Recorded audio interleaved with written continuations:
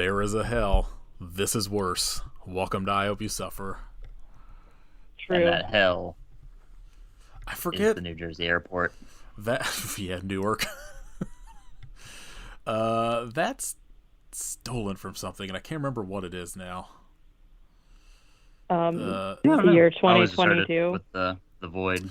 They talked about it in the audio commentary, and I made a point of trying to remember what it was, and then I had to go to work orientation today and do 6 hours of computer training, and melted my brain, so Oh, fuck that. it all left.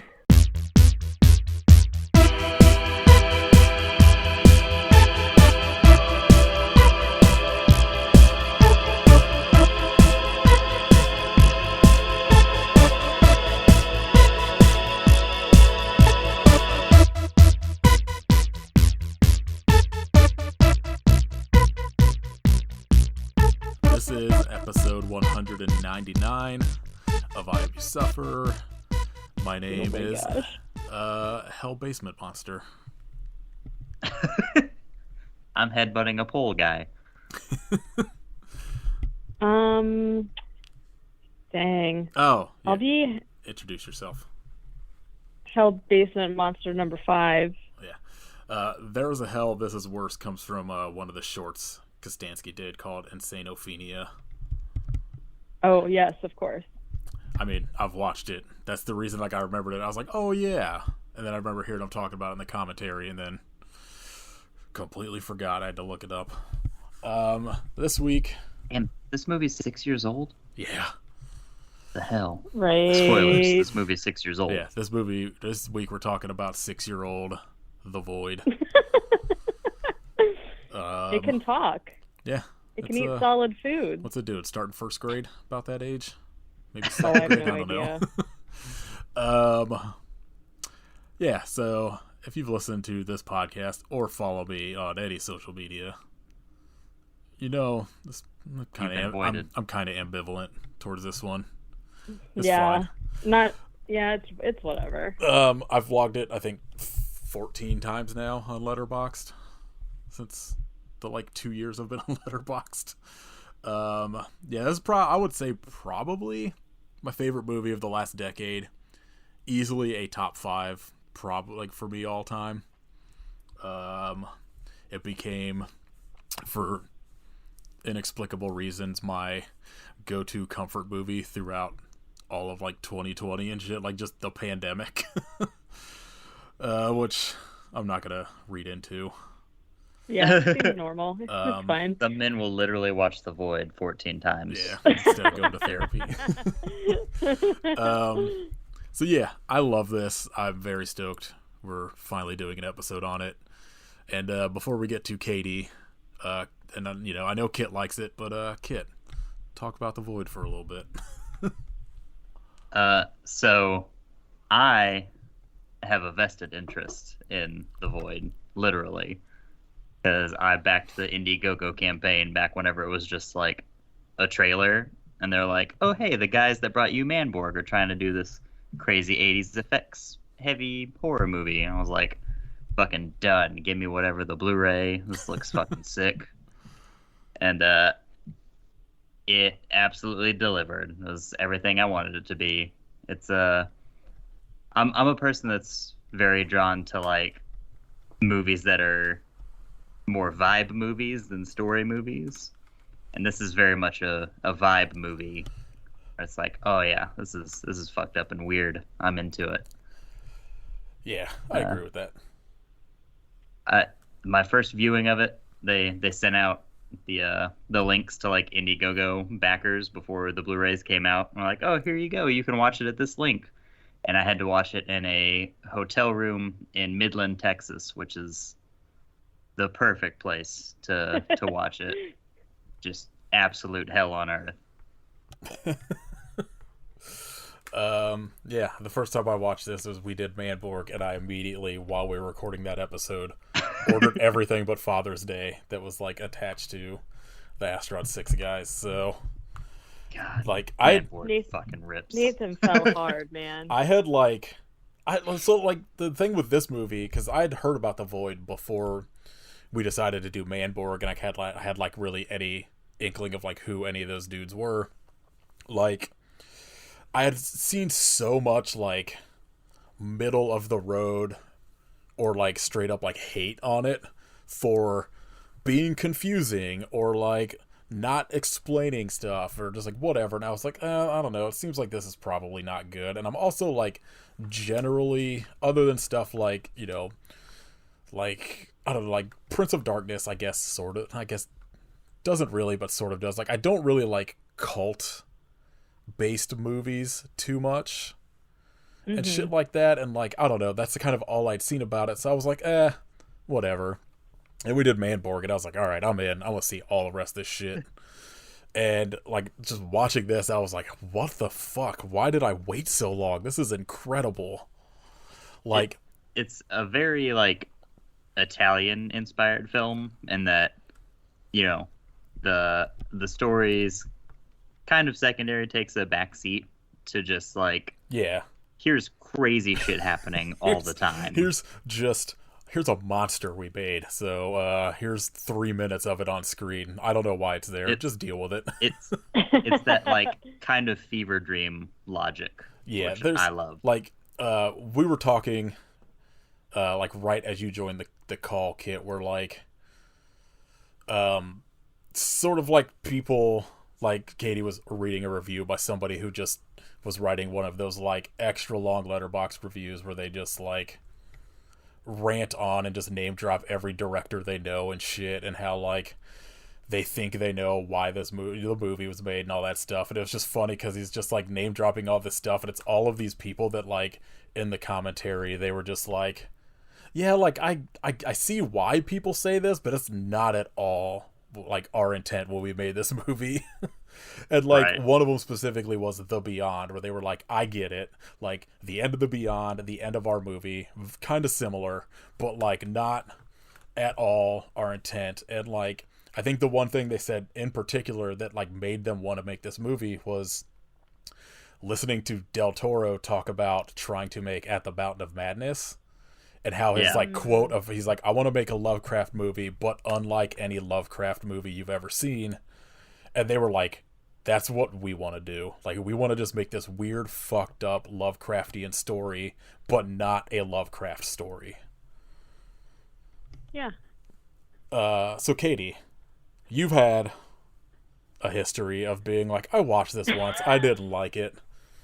So I'm interested that like now that you have more of, I guess, like a Kostansky verse kind of knowledge, like what was your take this watch?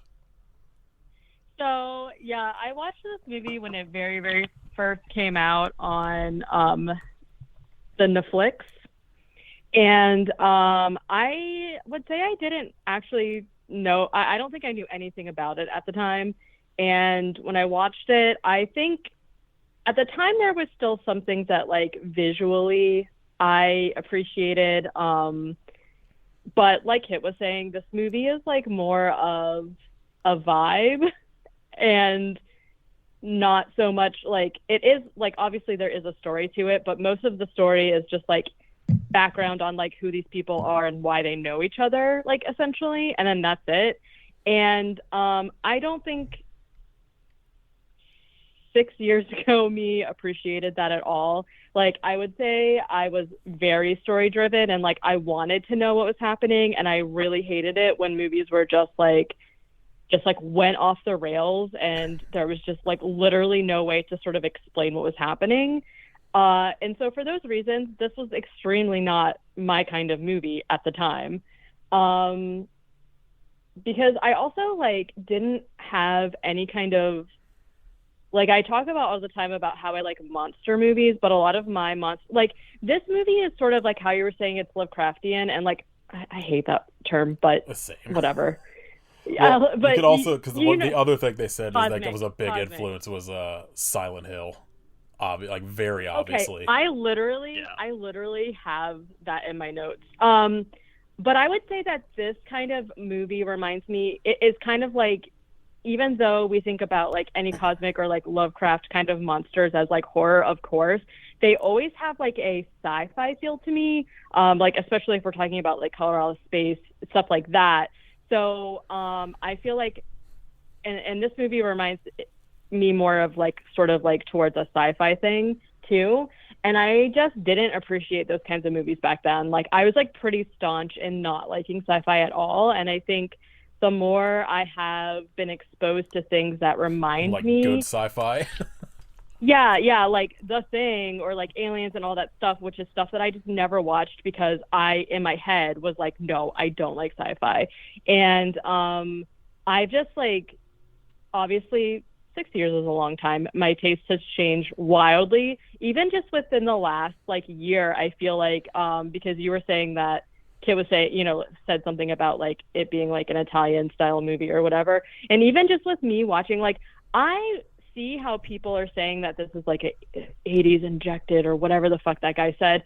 To me, it felt a lot more like a lot of the 70s movies that I've been watching in the last year, as far as like satanic cult stuff goes, but then just like adding, crazy fucking monster stuff. So anyways, it's very much a movie that is like a lifetime of people who have watched just like as many horror movies as they can, because it's like when you're like it's impossible to not have your influences influence your work. And so, like, I absolutely get the, like, people being like, well, this is just, like, Prince of Darkness meets Hellraiser or fucking, like, whatever. And, like, even they're like, I get it. Like, I understand why people say that, despite that not being what our intentions were. But it's, like, it's I don't know. I don't know where I was going with that. It's just interesting, like, where this movie specifically, because, like, it seems so, like, polarizing. And especially when people will be like, this is just a ripoff of The Thing. And I'm like, not at all. Like, sure, it's got gross like, monsters. Congratulations. That's all you took from The Thing. Right. And I feel like, obviously, when we as an individual person are, like, watching a movie, we are also pulling from things that we know or we enjoy or whatever. So, yeah, it's easy to be like, this movie is this or this movie is that, or it's not as good as this or it's not as good as that.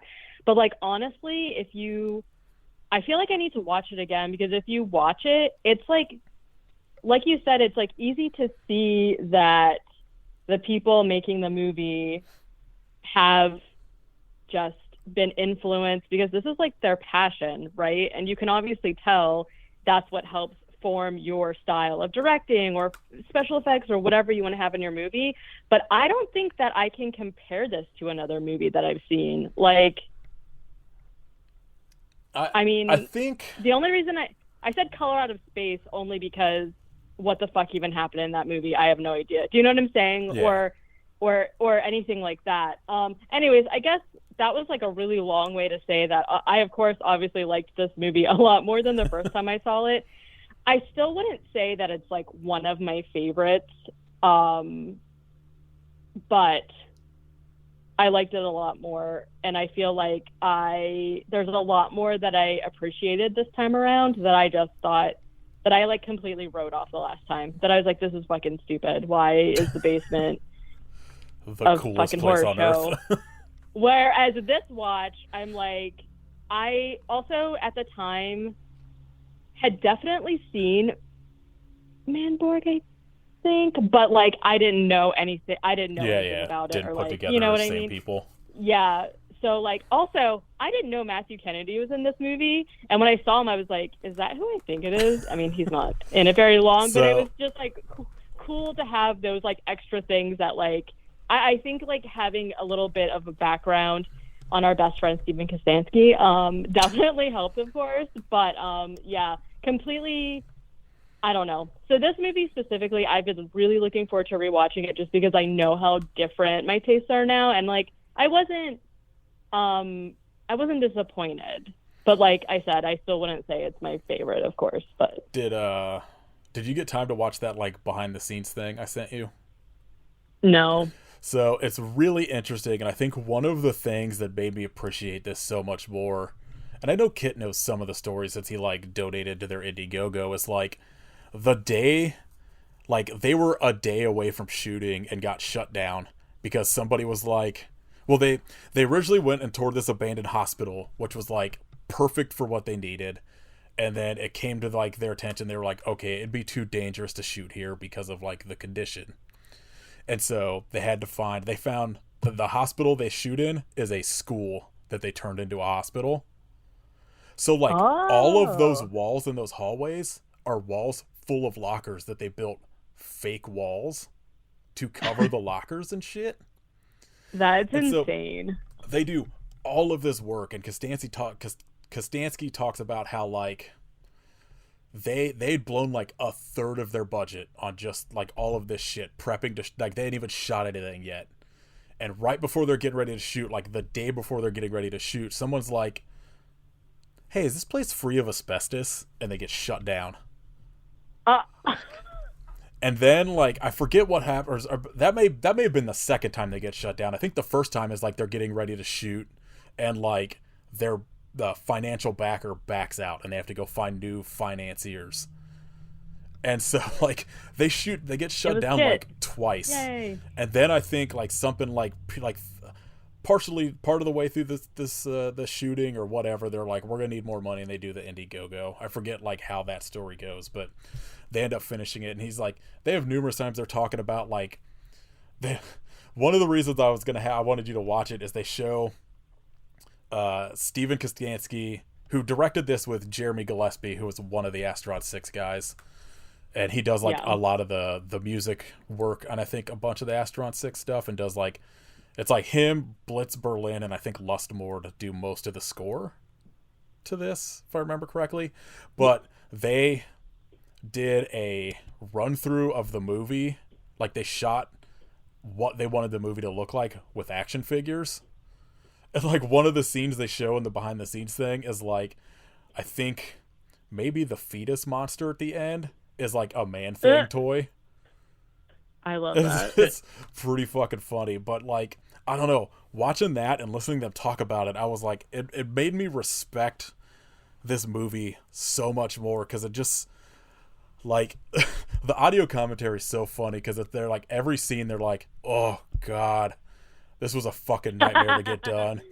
And like the only visual effects in the movie are like dumb shit where like they had 2 nights they were going to do night shoots. It hadn't rained the whole fucking time they're there. The 2 nights they got to do the night shoots with all the people outside and the fucking cloaks, like the cult people. Yeah.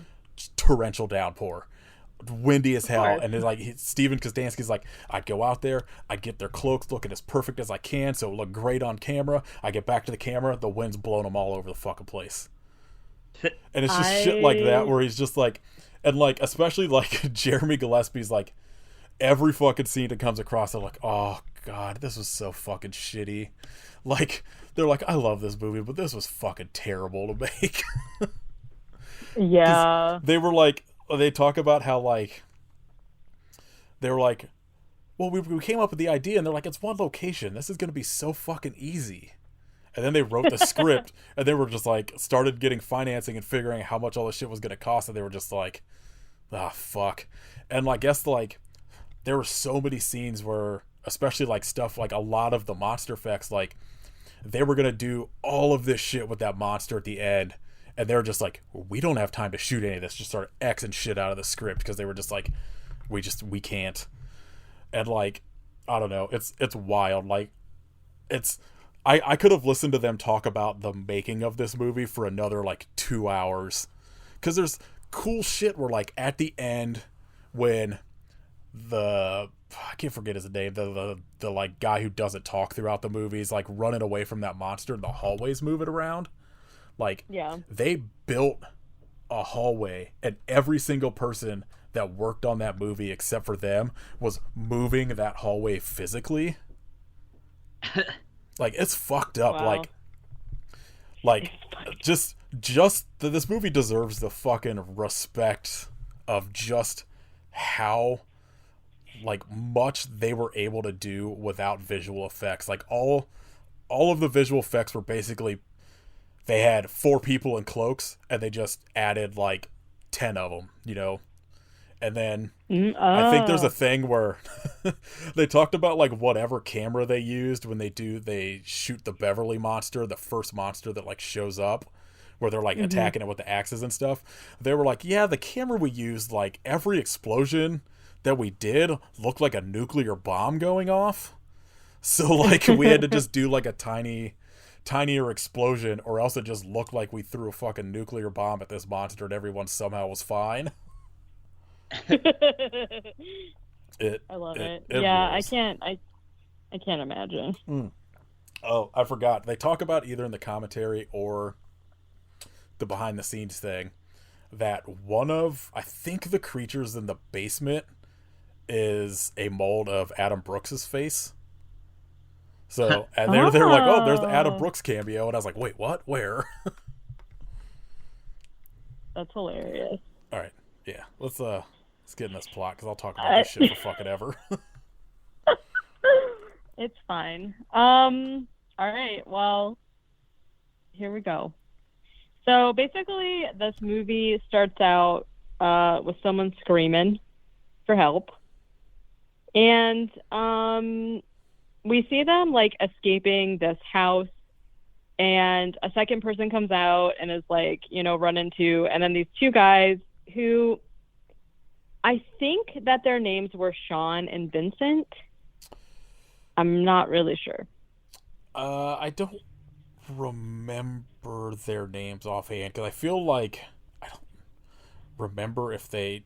I'm sure they do. Yeah, Vincent is he's not his dad. Is it Simon?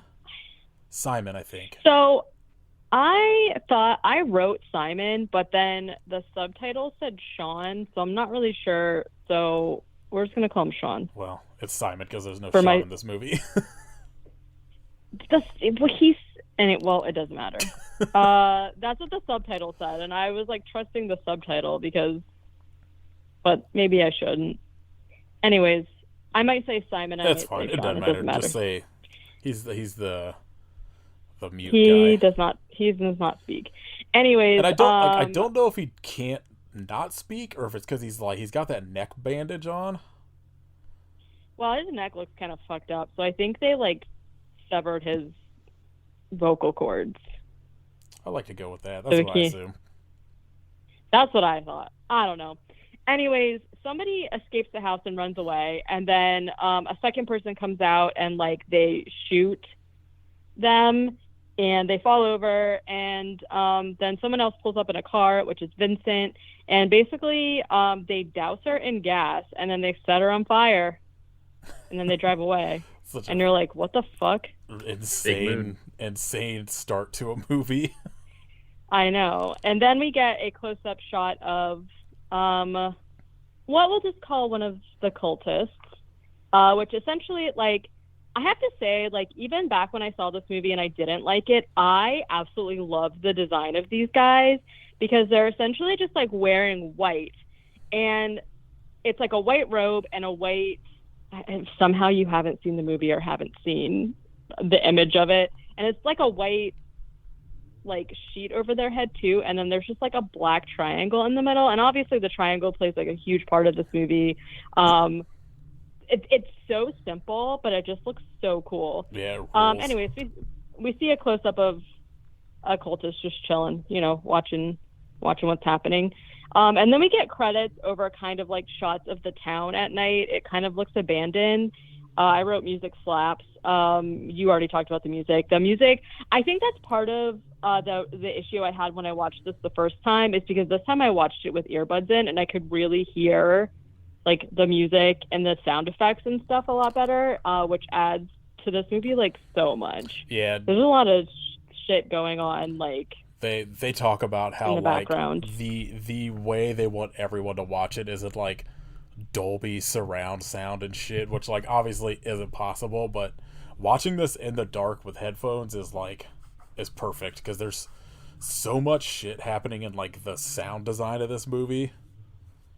And just the score alone, yeah. Like again, like if you listen to our Day of the Dead TV show episodes and stuff, like Blitz Berlin did the score to those, and like they're just kind of like 80s inspired like synth stuff, but it rules.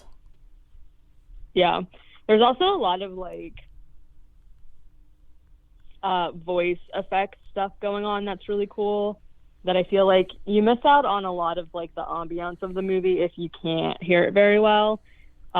Which last time I watched it, I was listening to it on like a shitty soundbar, so my bad.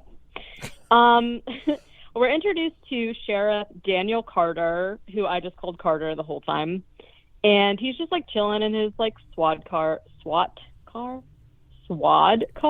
the fuck? He is just chilling in his sheriff car. Squatty car. And squatty potty. And he sees somebody like basically crawl out of the woods, and he's like, oh, I'm gonna go check this out. He's probably just drunk, haha. And he finds him, and he's like all messed up, and he's like, oh my god, this isn't good. And so he's gonna take him to a hospital. He is talking to someone on the dispatch, and he like literally has to go to this one hospital that is essentially almost abandoned, and we'll find out why soon.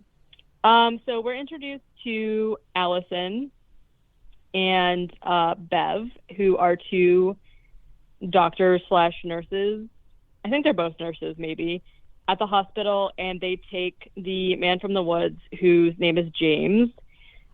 This is where we are introduced to Kim, who is basically like a nurse that's training at the hospital, and she essentially was just like transferred over there to help them pack because they are moving locations.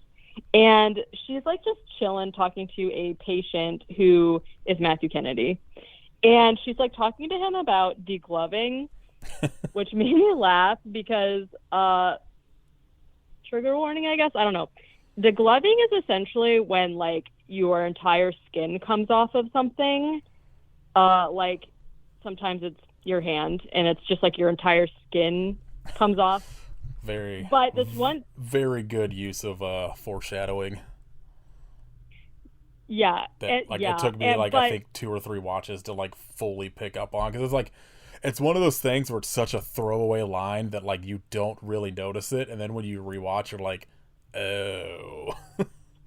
Yeah, it is like kind of a random thing, but it made me laugh because like this one time I was like talking to one of my coworkers about, I think it was a stunt double maybe for a Resident Evil movie who was like riding a motorbike or something, and essentially that happened to her face, and I couldn't remember what the term was, so I was saying, and that thing happened to her, and I just kept saying face glove because I couldn't remember what it was called.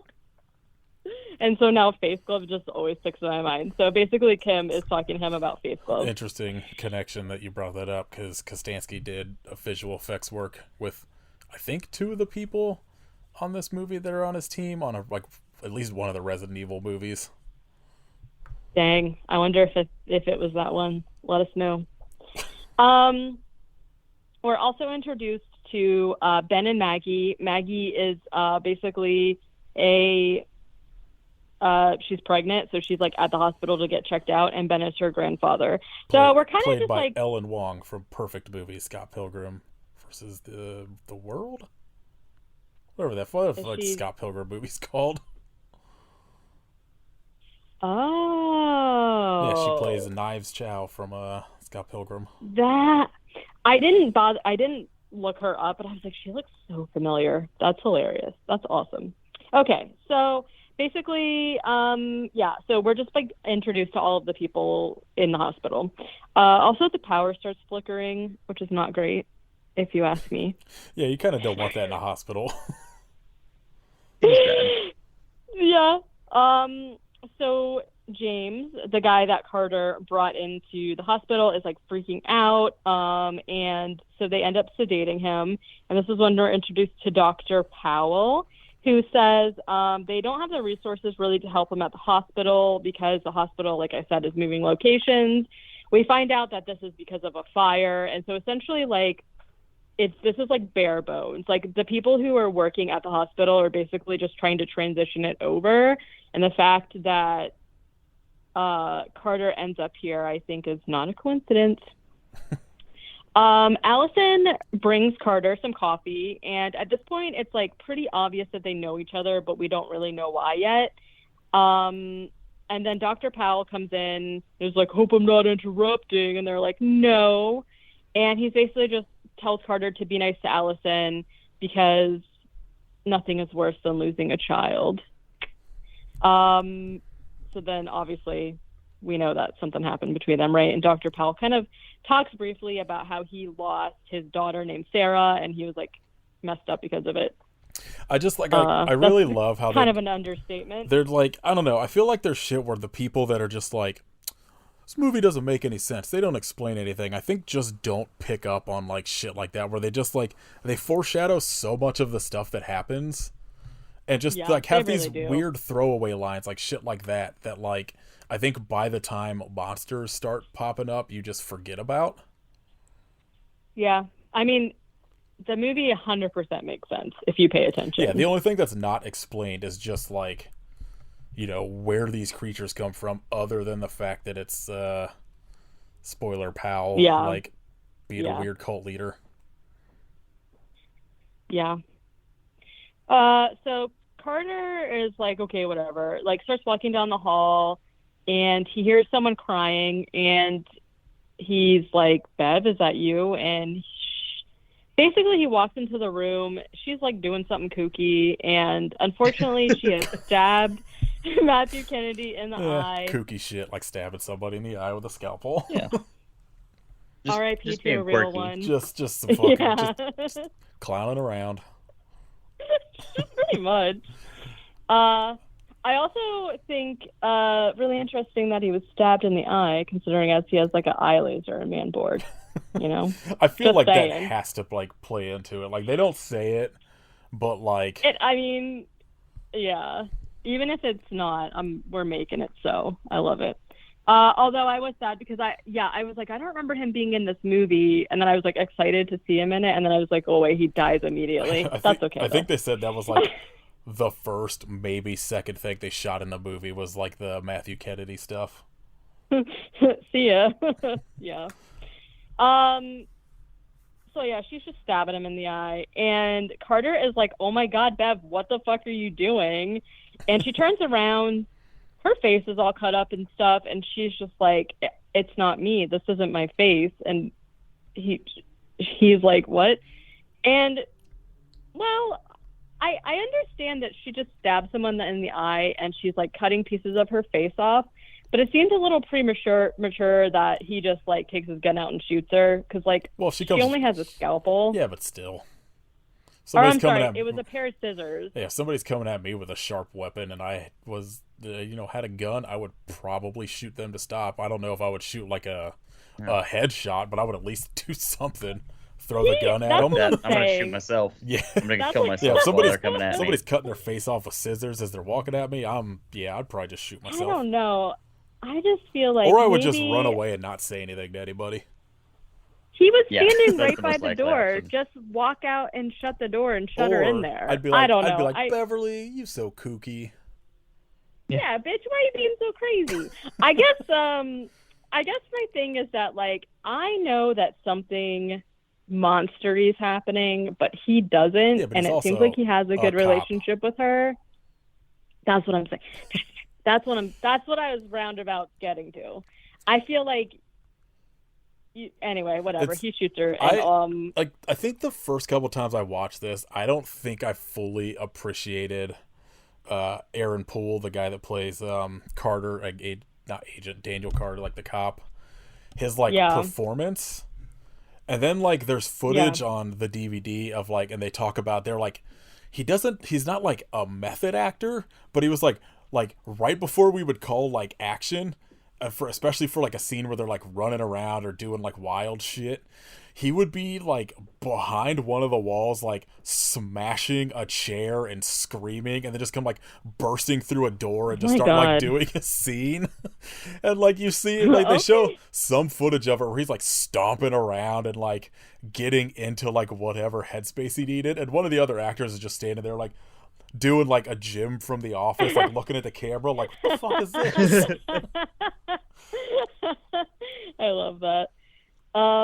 Okay. Yeah, you know what? And he also, like, has he been in other stuff?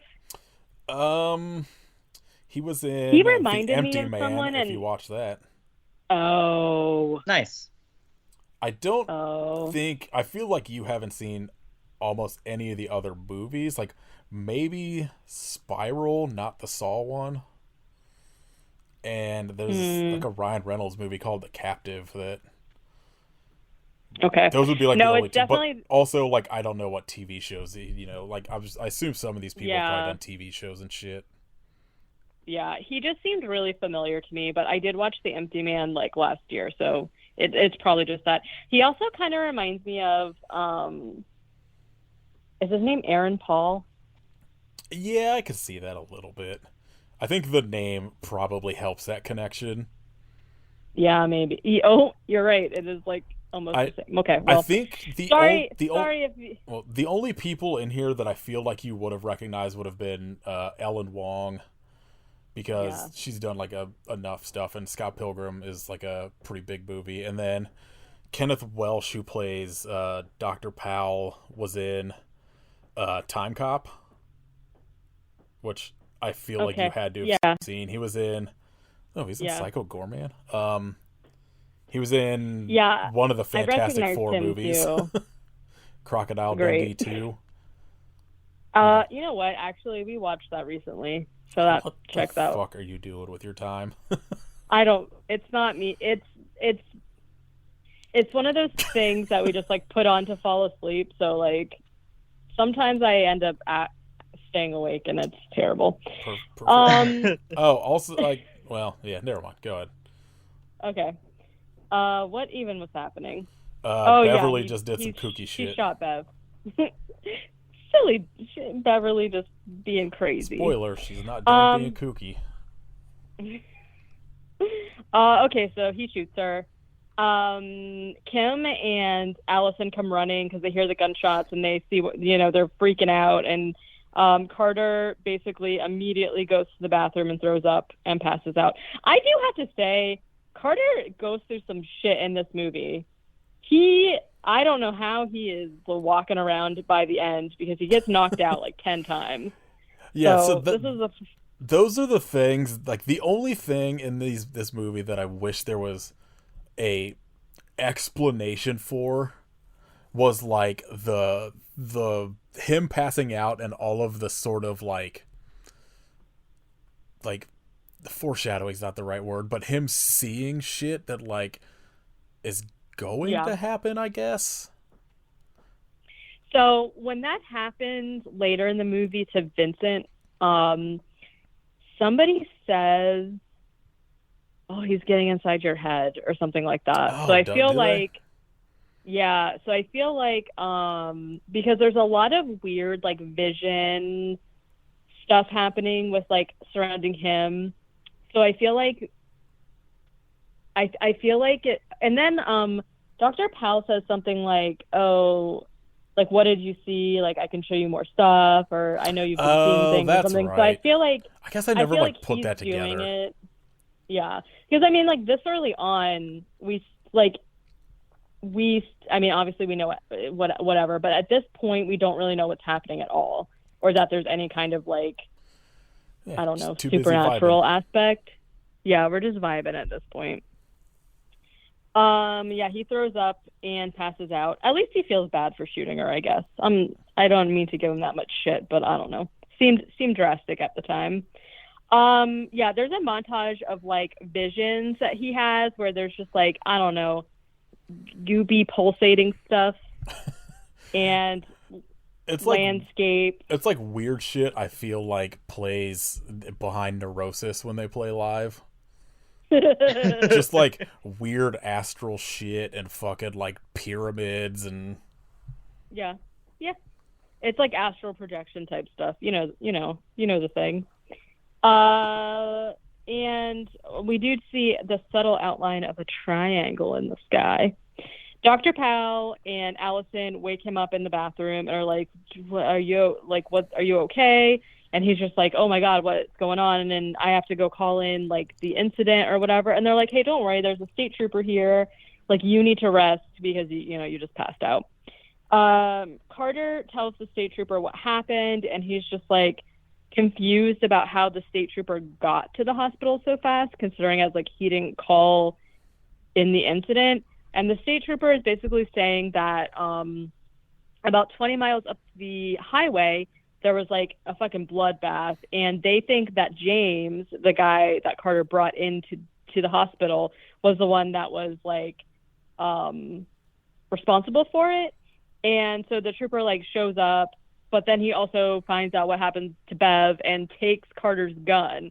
And it's just like, what would your dad think if he knew about this? And I was like, fuck you, guy. Like, I don't know why I'm being defensive, considering as I also was giving him shit about it, but I'm just saying. So like, you do see this is, she's missing a face, right? Yeah, okay. All right, yeah. And then so Carter's like, okay, I'm gonna go call it in or whatever. So he goes to he goes to the office to like make the call about the incident, but the phone is dead. So he's gonna go out to his car to use the radio. He does that, but the radio's just static. He can't get anybody. He looks up through his windshield, and suddenly there's just a cultist standing there. And this is probably my favorite part of the movie because, first of all, it's very startling. He just like looks up and there's a dude in a robe standing there. But then Carter goes, he's just like, hi, what the fuck are you doing? And I laughed so hard because it's just like, what else would you say? know, right. I know that this cultist guy is up to no good. I know what's going to happen, right? But he doesn't. And so obviously he's just like, what the fuck? Like, he probably just thinks it's like, they're pretty tall. It's not a kid messing around, but like, you know what could have solved all of this? Killing yourself when you saw Beverly cutting her face off. See? Yeah. I'm telling y'all. Yeah. It was the right move. In hindsight, yeah. Yeah, he's just like, hi, what the fuck are you doing? And then the lights go out. And I was like, oh no, bro. The cultist like attacks him and they like struggle a little bit. And he's just like pressing the tip of a knife into Carter's chest. I know, they're so cool. It's like one of those knives that's like, it's got a weird curve to it. Like it almost kind of like, it kind of looks like the weird ass thing, which I know you haven't seen it, but like that weird trophy in Malignant that the fucking Gabriel turns into a knife.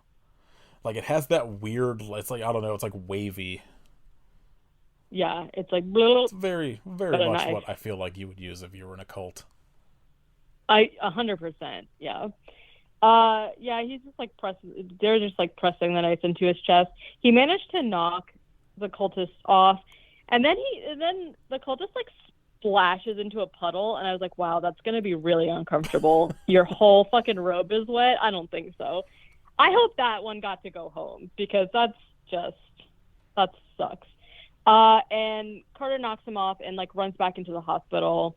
Meanwhile, we see Bev, and there's just a bunch of tentacles coming out of her orifices. I mean, no, and it's like making like a like really gross. Oh yeah, sound. they're all coming out of like her mouth and face or eyes or whatever. Yeah. Yeah, they talk about how that was like a pickup shot because as they were like piecing the movie together, they realized that like it didn't totally make sense what was happening because it just went from her getting shot and then all of a sudden she was just like this weird blob monster. Yeah. Yeah, good call there. I like anything where you just got weird like tentacles flopping out of an eye socket. And I gotta say, anytime somebody does it, the sound effects are always just the worst, like in a good way. So squelchy. You know what I mean? Like squelchy, flopping around, like ugh.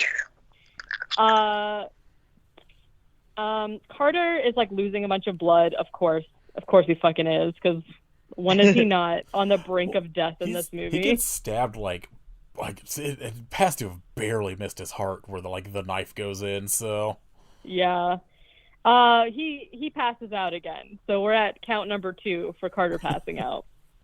And the cultists are just like standing outside the lawn, like in the lawn, just watching the hospital, which is like pretty creepy, I gotta say. And gotta make sure that it's running well. Yeah, gotta observe it. They can't go in because of the COVID limitations. Yeah, that's right. There's only allowed like the 6 people that are in there or whatever. Yeah, they're Of being course, super these safe because dumb not rednecks only with their are shotgun they, don't listen, and they just come barging in. yeah, they're wearing masks.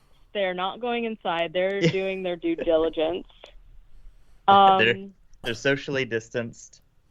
Like it's a they safe bet. are. Safe bet They we can are. blame Kostansky and Jeremy Gillespie for I think What COVID. I did think what did that they know? I think they predicted it. I They mean, showed us. there's a triangle like on the back of the dollar bill.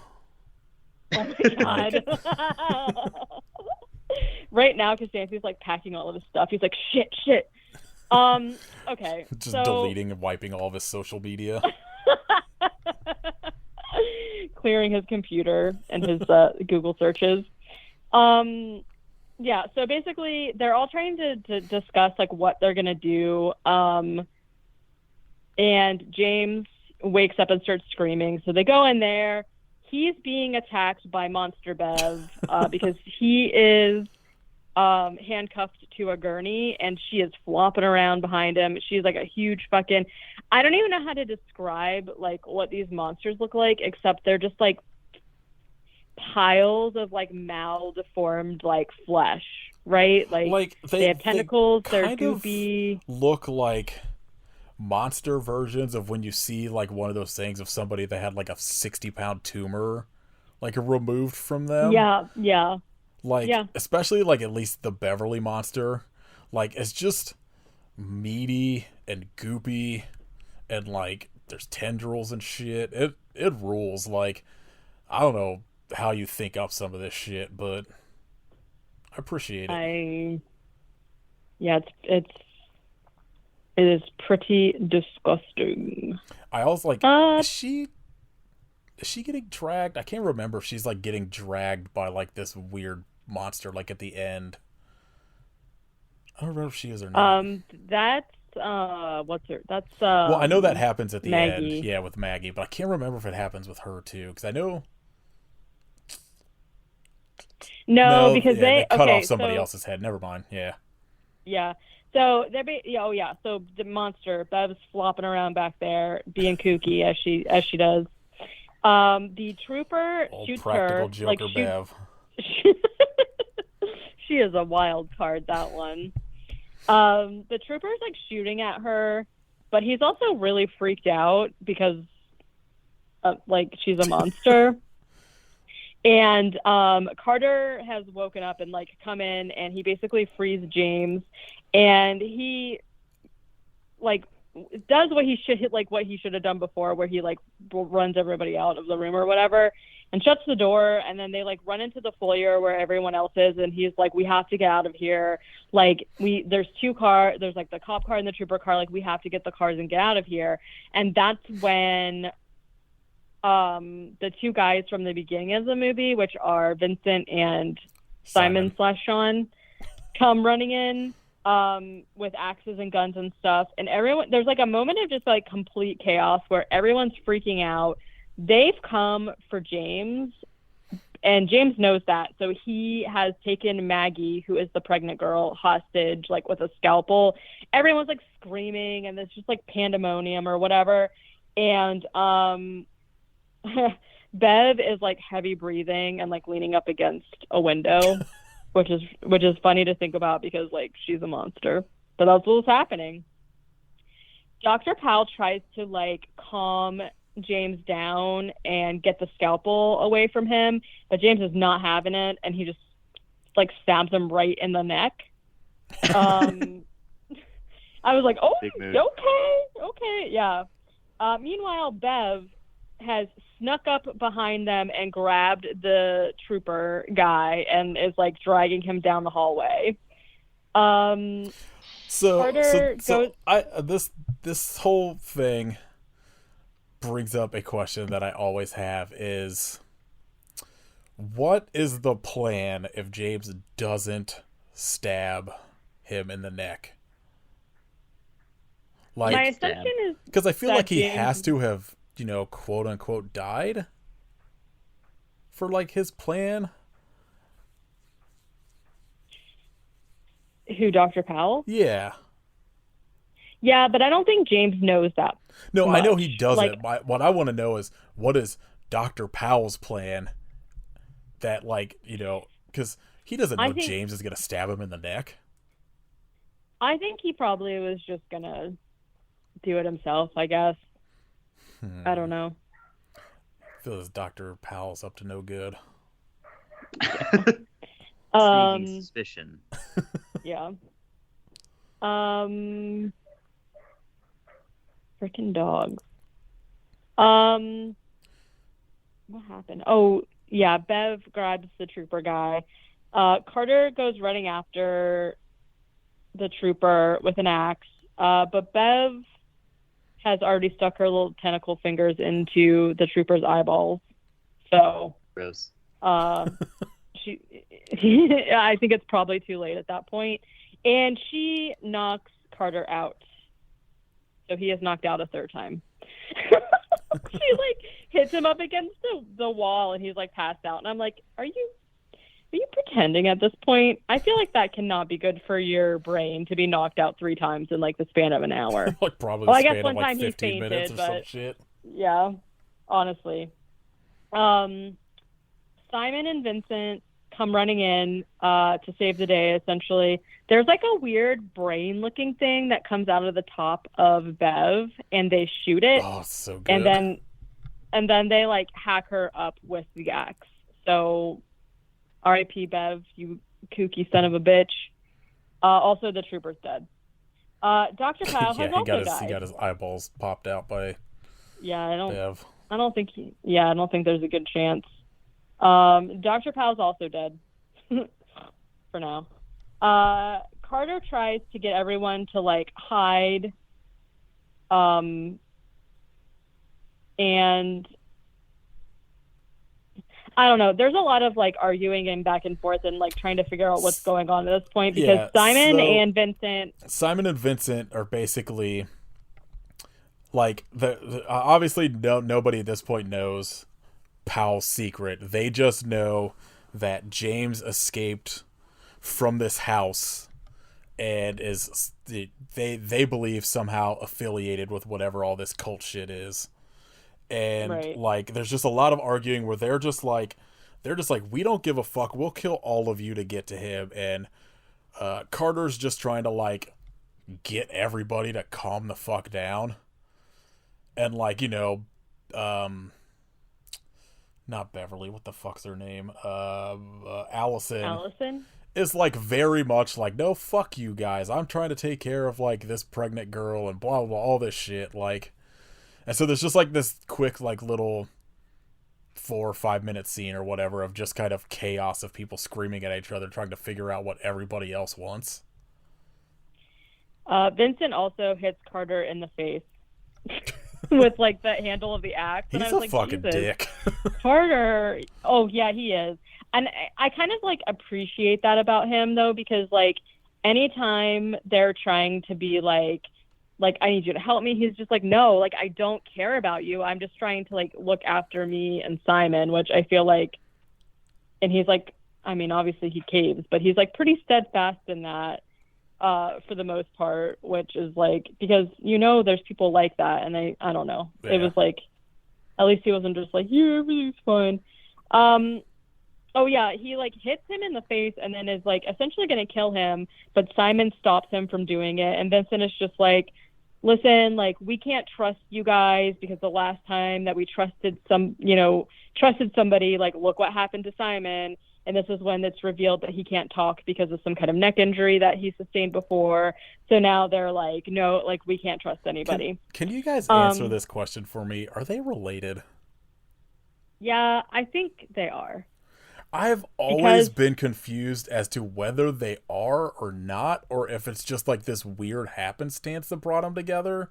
Because like when you get to the like weird fucking hallucination shit Vincent has later, like I'm always confused if he's supposed to be his son. So I kind of got because like Vincent has a very roundabout way of talking about what happened to them. He does make it seem like he saved Simon from some kind of situation, but then the scene that you're talking about, there's like a family photo of them together. So I'm not really sure. All Like, right. was the family photo made up, or because Yeah, that's the thing. It's like like I can never tell if that scene is supposed to be real. Like, obviously not real, but like well an and actual scenario that happened. right, because then he's like, you should have protected them. Like, why weren't you? So yeah, I'm not really sure. I'm not really sure, We're still to be being honest with vague you. as if like I know. Um, yeah, neck injury. Carter is basically just like, bro, we don't know what's happening either. Like, stop being so sus of us. And like, we need to figure out what's going on. We need to get out. And Vincent is essentially just like, okay, well, we can't actually leave because like the cultists out there, they're not coming in because they're trying to make sure we don't come out. And I was like, I mean, creepy. man, there's like 20 of them. I feel like you could run away from them. Are they watching the back of the hospital also? I don't know, but they never show them all the way around the hospital. I just assume there's That's like what I'm 20 of them in saying. front. Just go run to the side and just haul ass out the back. They just they just show them out in the front lawn. Like, I don't know. Get in the car and run into them. What are they going to do? Stab the car with a knife? Yeah. Probably. Maybe they'll try to fuck it like Titan. Yeah. So yeah, they can't leave because of the guys, but they're scared that like Bev's gonna come. I think this is Bev, or it's the guy. I'm not really sure. They set somebody on fire and Beverly. like send it out. Okay, send her body outside on a gurney because they're like afraid to have her inside. Which fair, That's right? another Like, one. Another one they talk about doing like an insert shot of like Beverly's face on fire because like they were like, yeah, like a lot of people I don't think were like fully understanding who that was supposed to be. like, well, because before she looked like a globby monster, and now she kind of just looks like a zombie kind of thing. So I like, think the idea is that like she's been on fire, so it's just like yeah. burning up. Anyways, they're like, see ya, Bev. They pour one out. I just love like the shot of just the gurney on fire rolling and then like flipping over or whatever. I know, and they're just like watching, like, well, the cultists are also just standing there. The like, cultists are all that's just standing fine. out there, like it's just like Like, what a. I would be like one of them that'd be standing out there and be like, oh my god, I have to pee so bad. Like, what? I just have to stand here. I got can't those move at cloaks all. on. I guarantee you they're just peeing out of those cloaks. You know they're naked under those Like the things. yellow stain on They the have- front. Oh no! Thank God I wore a Richard diaper. pissed his robe. Fucking Richard again. God, Richard. Oh, of course, fucking Maggie is going into labor, and she's had some kind of like injury, basically that they can't move her or else she might lose the baby. So everyone argues a bunch more because Allison is like, I need to go to the supply room and get stuff to help her, otherwise like her and the baby are gonna die. And Carter is basically just like, don't go by yourself, like wait till I get back, I need to go out and like make sure we have protection or whatever. And then Carter like walks up to Simon and Vincent and goes, may I approach? It's so funny the way he does at it. him. Yeah, and they're just like looking at him. Carter is basically just like, okay, so there's a shotgun in my cruiser, like we need to go out and get it. And the way that he like kind of convinces Vincent to go is he's like, you don't have any more bullets, all we have is an axe, like we need to get the gun. If you get the gun first, like you can have it, we just need protection. And so Vincent's like, all right, let's go. Absolutely. And he's like, yeah. So the car was parked right in front of the hospital. He's like, it's closed, like don't worry about it. But when they get to the front door, they see that the car has been moved out into the field, which is not great. And it's like pitch black out there pretty much. And also the cultists are just like gone. So they're like, okay, let's go. So they run out there to get to the car. That's what happened. They all went for a pee break. All right. The buddy system. There's just but with one like of 19 buddies. As long as one of them's out there watching, it's fine. But Allison does not listen, of course. She goes to get supplies by herself, like a dumbass. And there's like the scene where she's like getting, like morphine and whatever, and she bends down and fucking Dr. Powell is standing in the doorway. Oh.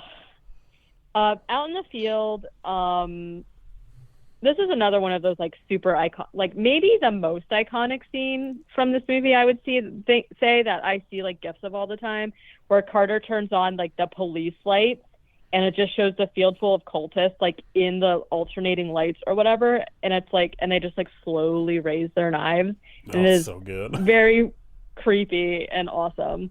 And then they're back from their pee break, and they're like, oh shit, and they start attacking them. But they fend him off. They do shotgun one guy at least, and they get back inside the hospital. Carter. I just like that he gets it. And he's just like, and I'm keeping the fucking gun. Yeah, he does get the gun, fair and square. Carter finds that Allison is gone, and so him and Vincent go to get Allison. And this is when we find out that Carter and Allison are married. And because Vincent like talks shit about her, and Carter's like, I think I have the right to be mad at my wife or something like that, and her like, oh, ooh. Because Carter also notices that Dr. Powell is gone too, of course. In the supply room, they find her bag of medicine and shit just on the ground, and they're like, okay, great, like this is not gonna end up good. Then they also hear a phone ringing, which is interesting because there was no power previously to the hospital. Carter answers it, and someone is basically just like talking in riddles, He's like, I know you saw some shit, and I can show you more shit if you want to see it. Actual dialogue. And pretty much. And Carter recognizes that it's Dr. Powell's voice. And while Dr. Powell is kind of like, I don't know, he kind of like waxed poetic a lot, right? And like while he's like talking to Carter about like shit, the stuff or whatever, Vincent has found a lockbox that has like Polaroids of like cult shit in it. So like people being sacrificed and like all kinds of stuff like that. And Dr. Powell essentially talks about how like he knows what loss is like because he lost his daughter, and he's basically going to do something to make it right, and he's going to do something that's going to help everyone. Just really vague at this point. Like a lot of people will like talk about, Powell throughout the rest of this movie, basically the way he looks as being like the thing. They're always like, oh, it's like Hellraiser. But I like all of his dialogue in this part feels very Clive Barker to me. Yeah, I would agree with that. I also I like the tying together too that I don't remember if we've talked about it yet. I'm sure we did. Probably got brought up about Allison and Carter, and then like now you get like the tie-in with Powell of like losing a kid. Yeah, because that's again what we were talking about when it ties around to like earlier in the movie when he's like, be nice to her because like losing a child's really hard. I know what that's like or whatever. Yeah. So yeah, he's just like being kind of vague, and he's just like, don't worry, I'm going to help everyone. And Carter's like, what the fuck? Kim is freaking out because Carter is going to go like find Allison and like leave her alone. Maggie is not looking great. She's like passing out. She's bleeding.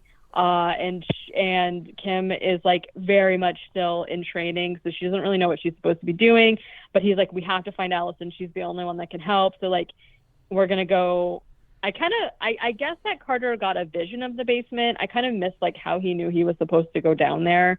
But basically, they're gonna go down and find Allison. So Vincent wakes James up, who's just been passed out in the hallway this entire time, and they start questioning him like what the fuck is going on. And James is essentially just like, it's the doctor, he's behind all this, that's why I killed him. And Carter is just like, yeah, we fucking know that, like it's like they're like threatening to break his fingers, I'll say this is the like interrogation scene. Yeah. And he's just like, we fucking know that. And I'm like, okay, listen, I know time is of the essence, but James has been passed out for an hour, so he doesn't know what you know. So let's just calm down a minute. And they're basically just like grilling him about the cult. Carter asks how Dr. Powell can still be alive. And James is just like, I don't know. Essentially what happened was like, I met this girl on the road and she said that she could get me drugs. So like I went with her and Dr. Powell gave us drugs and then watched us have sex and then called the house a church. And then they made us watch a bunch of sacrifices and stuff. And I was like, damn, what a weekend. He also mentions that people started changing, but he doesn't really say anything other than that. And they're not really getting answers because like James like isn't a part of the cult, right? He's kind of a victim also. So they're just like, okay, you're going to come with us. So they're going to bring him down into the basement. He's freaking out, Yes. of course. So like he basically is like telling you what the beginning of the movie was, where right. Vincent and Simon like just went into that cult house and you know that's how he escapes, but they think he's part of the cult. And it's like it took me like I think maybe my second or third watch to piece it together, because like by the time you get to this I forget that first scene even happened, because it's like once like a fucking the Beverly monster happens, I was like, oh yeah, I forgot there was even shit that happened before they got to the hospital. Yeah, and like to be fair, you don't really see James's face that well in the beginning too, so it's like, I don't know. Yeah, so they're gonna bring him down to the basement. He's freaking out, of course. There's even more. They just like keep flashing outside of the hospital, and like more cultists show up over time. And now I feel like there's an appropriate amount of cultists that I would not be trying to leave. So I assumed they're trying to get to the basement. Kim is giving them directions over the walkie, and they're in this part of the hospital that I assume is what got burned, because I literally wrote like they're in the burned part of the building and it's all Silent Hilly. This looked very Silent Hill to me. And which, almost everything going forward is like very yeah, yes. They talk about in like the some of the bonus stuff about how like going into the scene going forward they had plans to do shit where like at some point somebody went to lean on a wall and there's just a big hole of like pulsating meat to show that like essentially all of this shit is alive. Yeah. I want pulsating walls. I love a good meat wall. Juicy, slimy meat wall. Kim is trying to give them directions to the basement, but the building is like different somehow. And they're like, oh, there's this other set of stairs. And Kim's like, what are you talking about? There shouldn't be stairs down there or whatever. And it's like very confusing. But they're just going to go anyways. Then Allison wakes up, but she's paralyzed. And Dr. Powell is there talking about, he's also doing some kooky shit. There's a lot of kooky shit going on with people's backs turned to us that we don't see right away. But there's a lot of zaniness. So yeah, there's some flim flam going on. He's like talking to Allison, who's on this like hospital bed, surgery bed, whatever, like tied down, I guess. And it's like he's just saying like weird vague shit, and she's like crying, and he's like talking about, you know, whatever, like with like their kids dying, like whatever. But he's all like, as he's doing it, you kind of hear like cutting, and you just see like pieces of like bloody, what you find out is skin hitting like one of those little like trays for surgery. Yeah, he's talking about how like he is a surgeon and he always wondered like what it felt like to be operated on. Disgusting. And how it's actually kind of a release. And I was like, oh yeah, no, this is not going to be good. I wrote, he's doing something gross to himself, obviously. And he's saying that losing his daughter Sarah made him go looking for a way to save the unsavable. Ugh. Carter and the group are downstairs. They find what looks like a seance room. There's like, you know, drawings on the floor and stuff.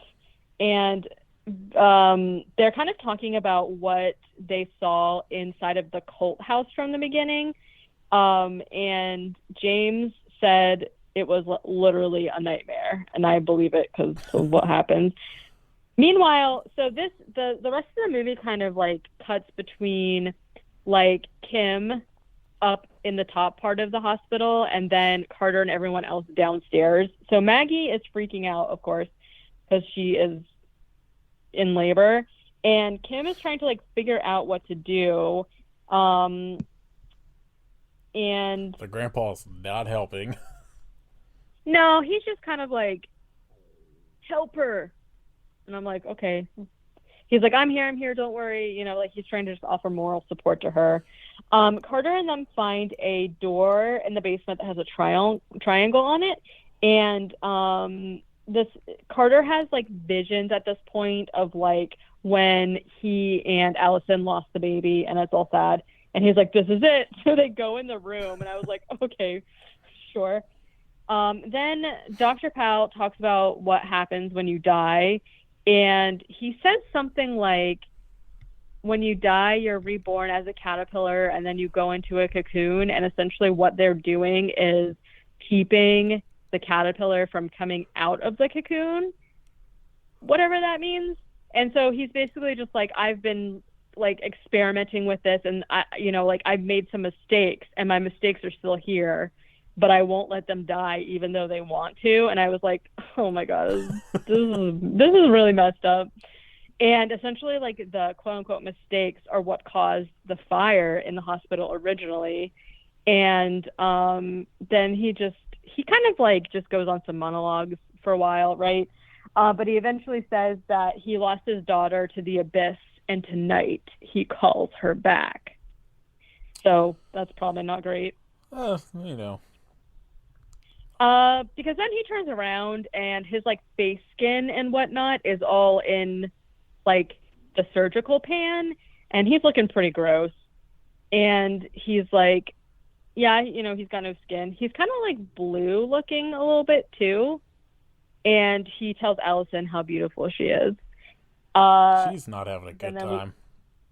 No, because then we see her stomach and it's all gurgly and shit. There's like something in there trying to bust out, right? It's like, Ugh, I don't know. babies, am I right? It's looking fucked up if you ask me. Then Carter and the group find a room that is just like full of like just like mangled corpses, and it's very unsanitary looking. Just the hell basement, all red. This is the hell. This is This the is hell the basement. coolest scene in cinema. This is where the movie just really launches off, right? Because this is when we were talking about earlier, Vincent starts freaking out and seeing like visions sort of, and like hearing voices.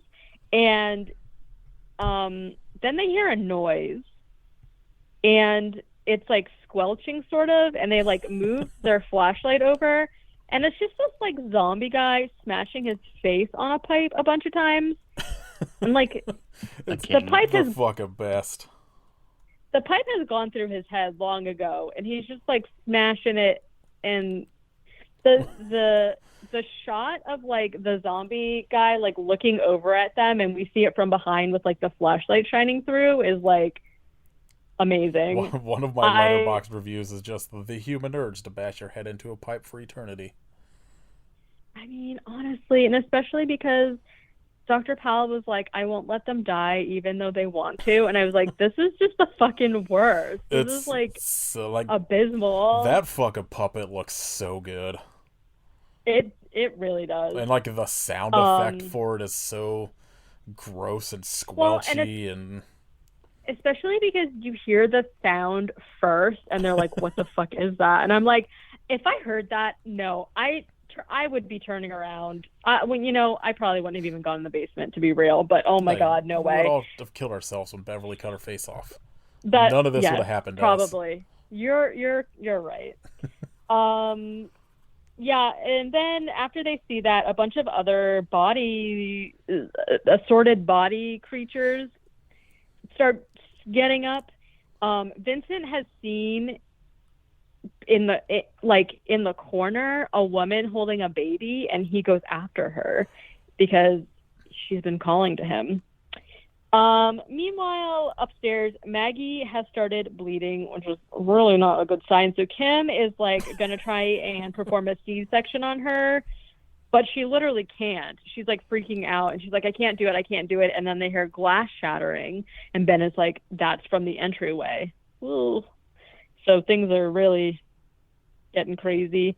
James, I'm not really sure.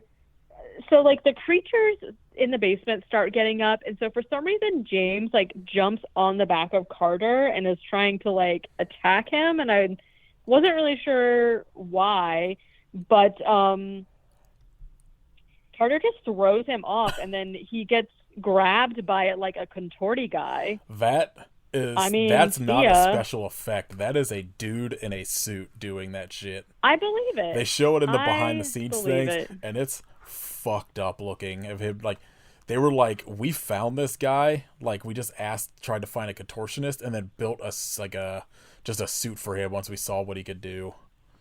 Yeah, ew. It looks fucking weird seeing him even just do it as like a regular person.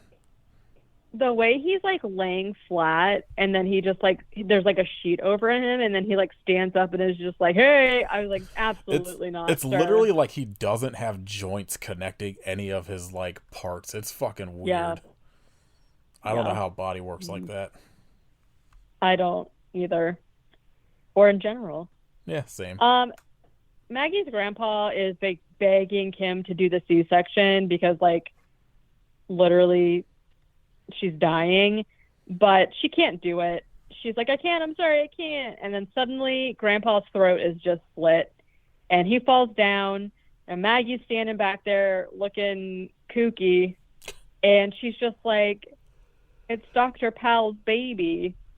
It's gross. Finally time. And I was like, fucking gross. She's got this like psychotic smile, and she's just like, oh, I'm so pleased to be having Dr. Powell's baby, and everything is going to change tonight. And I was like, ooh. The power goes out, and the cultist, one of the cultists appears in the hallway, and Kim is scared, and she runs, and Maggie leaves with them to like go down to the basement. So downstairs, Simon has been separated from everybody and is suddenly just like in a house. And this is where we were talking about there's like a portrait of like Vincent, Simon, a woman, and a baby. And that's why I was confused too, because I was like, wait, are they related? I don't know. But yeah, I can never Vincent, tell if this scene is supposed to be like just a weird thing fucking with them or not. So, I mean, I guess they have to be related, but I've never been sure. Yeah, and like I guess all to say we don't necessarily know that whatever happened. Okay, maybe I just pieced this together. No, I'm wondering if maybe that was quick. Like, because okay, well I was gonna say because like the thing that happened with his throat could have happened like a while ago. So maybe like I was thinking that maybe Vincent saved Simon from whatever happened because the cult members like also killed his family or whatever. But that doesn't make sense because when Simon finds Vincent in the basement, he starts saying, this is your fault. Like, you should have been there. You were there. You should have been there to protect them. Like, why didn't you protect them? You know, speaking about obviously his wife and child who are now dead. So that's why I'm like, my theory doesn't make sense because unless he saved them from the cult and then the cult came. So I don't know. Maybe that's what happened. I'm going to assume everybody in this movie is related. Yeah, that's safe. That's safer. Anyways, they start fighting. Simon burns Vincent with a flare, and then they kind of like snap out of it and are back in the basement. And Vincent is like, you know, like apologizes for attacking him. He was obviously like not in his right mind. This is when Carter has found a delivery room that he goes into, and he finds Allison in there, and they're having a moment where they're kind of like reliving like the moment that she was giving birth before anything went wrong. So it's like, I don't know. He's obviously kind of hallucinating, because then Dr. Powell is like, Carter, like, I know your secret, bitch. You were. He's essentially just like, I know your secret. Like, I saw your face. You were relieved when she lost the baby. And Carter kind of like comes to and realizes that when he looks at Allison again, she is all messed up looking. Of tentacles. Yeah. I'm not really sure. Like, she's laying on the operating table still, but she's like got tentacles spreading throughout like the entire room, and she's like squelchy, and she's like obviously not alive anymore, which is sad for him, because then we just see like the silhouette of him through the door, like chopping her up to pieces, which is sad. Then he kind of like, he's like chopping her up or whatever.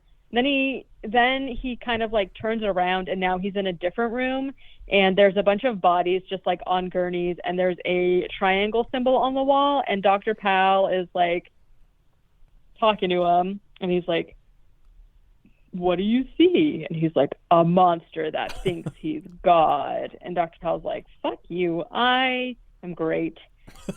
He's basically just like, I didn't know you were just gonna write all of the dialogue down from this movie. I know. I know. Dr. Powell is basically just like, I'm not scared of death anymore, because death isn't the end, and there's things older than time that have blessed me, and I'm gonna have my daughter back, but I just need one more thing. And then Maggie comes up behind Carter and stabs him in the back, and he falls down. So he's been fucking stabbed again. I would have been out of commission when I passed out the first time. Yeah. I would have been just like in bed, like there's no way. So he falls down and is kind of just like watching what's happening. She goes up to the triangle, and Dr. Powell is up there with no skin at all now. He's just like a naked guy, but no skin. Yeah, he's I don't know Uncle what you. Frank I don't know what you. Hellraiser. I don't know what you call that. And he's basically just like, it's time for the transformation, and the only thing that I need is for you to die, just like your dad and your son did. And I was like, bro, that's fucked up. He starts chanting to the abyss, and the triangle kind of opens like a door, and there's like light coming through, and then we see visions again of like a landscape and, you know, whatever. And Maggie is like, bless my baby. And so Dr. Powell puts his hand on her forehead, and she sees, you know, visions that aren't great. And so she starts freaking out. She had a I made a mistake moment, essentially. And Dr. Powell has asked his daughter's body to be put into that vessel. Maggie is like freaking out on the ground, and then the baby literally bursts out of her. It's a lot of blood. Pretty gross. There's a thing behind the scenes thing where fucking Kostansky talks about, he was like, the one thing she requested is that I don't get blood in her eyes, because she had to keep her eyes open in like that scene.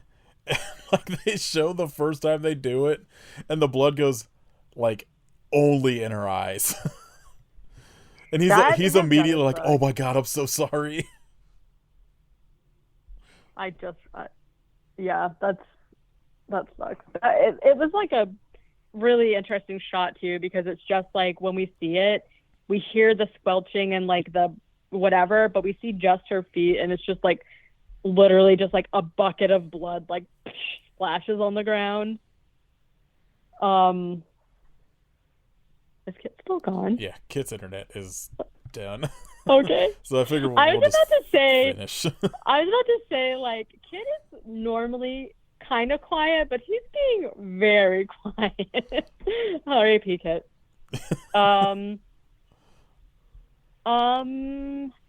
Okay, yeah. So something busts out of her. This is when Vincent and Simon come in and they shoot at. So Sarah has been born, and she is a huge, chunky, meaty monster, but has like an actual skull on her front. It's Um, it's very reminiscent of the human xenomorph hybrid thing and yeah, Alien Resurrection, that's what came to my mind but also also. has a body dragging behind it from the fucking like womb. Like just Yeah, like the cord is still attached to poor Maggie, and so when Sarah goes running, she's just like fucking dragging Maggie behind her, it and I was like, rules. this is awful. So yeah, they shoot at Sarah, and so she starts chasing them. Um, she she manages to get a hold of Vincent and immediately is like putting her tentacles in him or whatever. Of course, he is dousing himself in what I think is alcohol or probably gas or something because he's yelling at Simon to. He's like, "Do it, do it," Yeah, I think it's just and some like general like hospital, just something flammable liquid shit. flammable. And I actually teared up at this scene, which I wasn't expecting because Sarah like has Vincent and he's like, do it. And Simon is like crying and he holds up a flare. And when Vincent looks over at him, his like wife and child is like standing behind Simon also. And I Yeah. was like, that's so sad because he does it. He throws a flare and lights Sarah and Vincent on fire. And then he escapes through like an air duct situation. Meanwhile, Dr. Powell is like, I don't know, just being all philosophical and weird and vague, of course. And then he kind of turns into like an ink blot slash space is the best way I can describe what happens to him visually. Because it's like the light from the inside of the void is like coming through. And as Carter's like looking at him, he's just is like, I don't know, he's being all kooky as he does. It starts being like if you put, yeah, I guess like ink into like a thing of water, where it just starts like Yeah. he starts kind of like I guess liquefying, but not really. It's just like particles coming out of him as he's like, it's very strange, but I like it. You know what actually it made me think of is at the end of House on Haunted Hill when everyone's like that weird ink blot monster thing. Yeah, I can see that. Like it doesn't look anything like it, but that's what came to my mind when I saw it.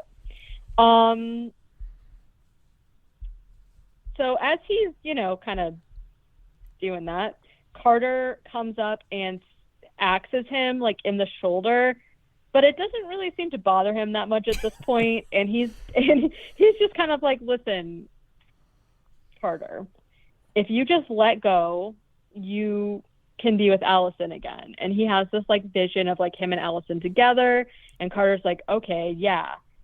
And you think there's like a moment where you think Carter is going to like just let go of his, let himself die or whatever, but instead he like lunges forward and pushes Dr. Powell and himself into the void, and it disappears essentially. Yeah, like it's just everything essentially like shuts down. Yeah. And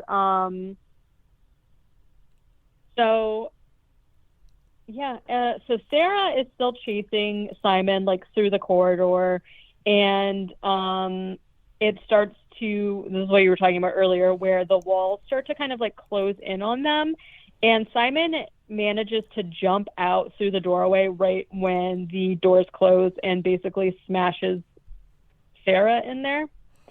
It's so And good. That seems he's so just like like, insane to see, like how they did it after you've watched it. It's just it's wild. yeah, I'm sure. Yeah, and so he just like lands in the corridor. He's back in like the normal hospital, and it's dawn now.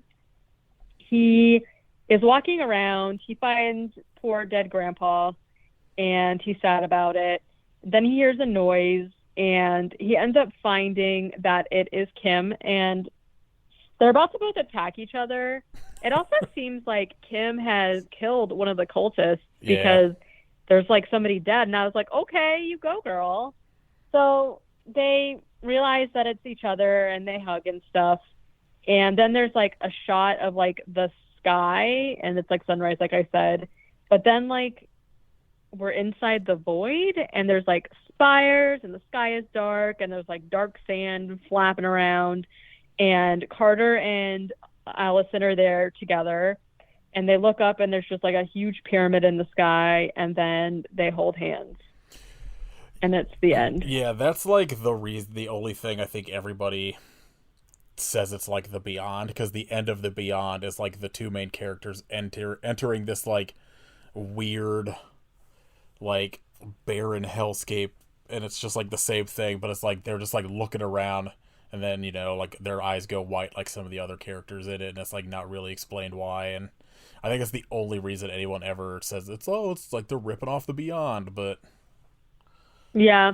And I think like upon rewatching, that's the only part of the movie that I feel like for me they could have left out. Like I like it because I I assume that pyramid is the pyramid from Psycho Gorman.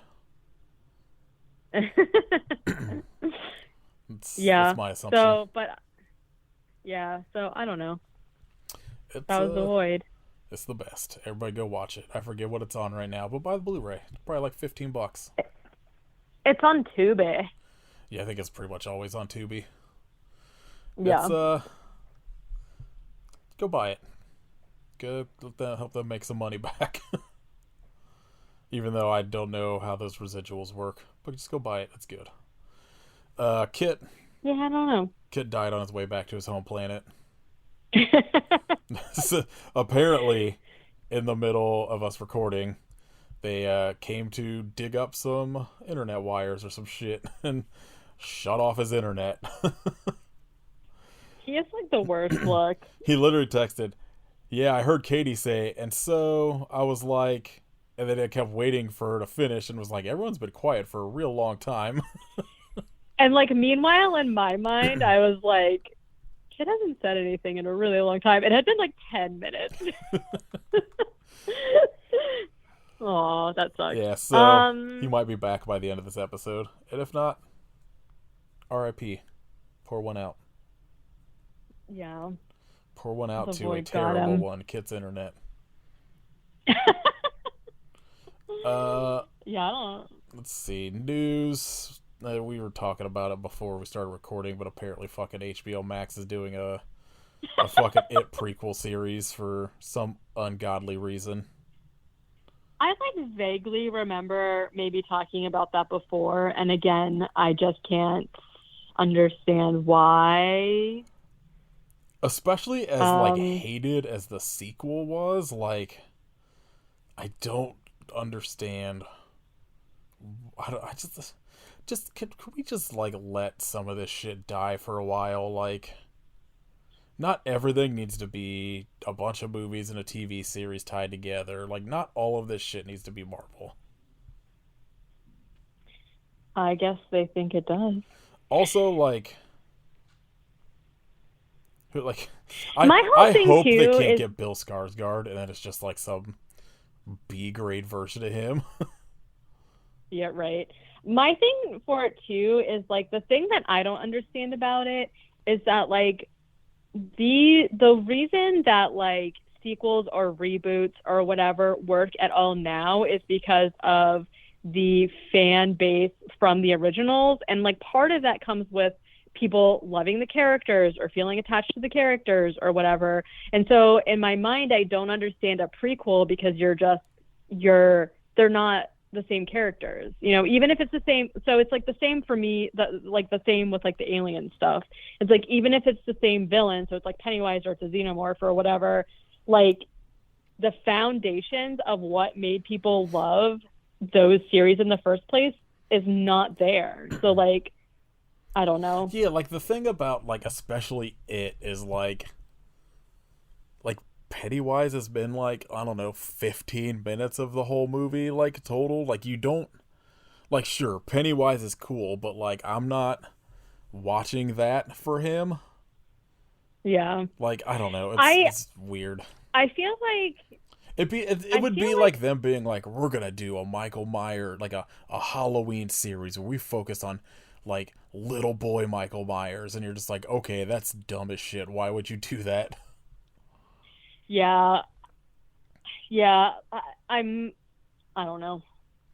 I was gonna say I feel like maybe I would like it if the TV show was like a thing where every episode it's just like um I don't know, people like going about their lives and then like Pennywise shows up and then they have to deal with it, and not so much a like I think that I like shows better personally when it's like an overall arc, but each episode is kind of standalone, if that makes sense.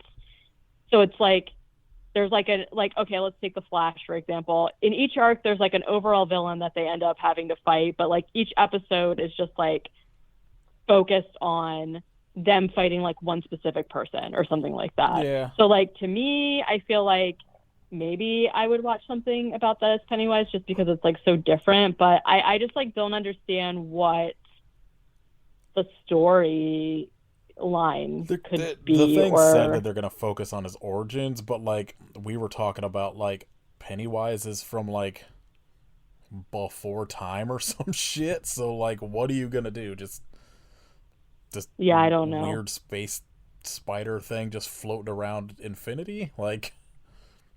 Yeah. The other thing I saw that I was going to bring up is apparently, what's this?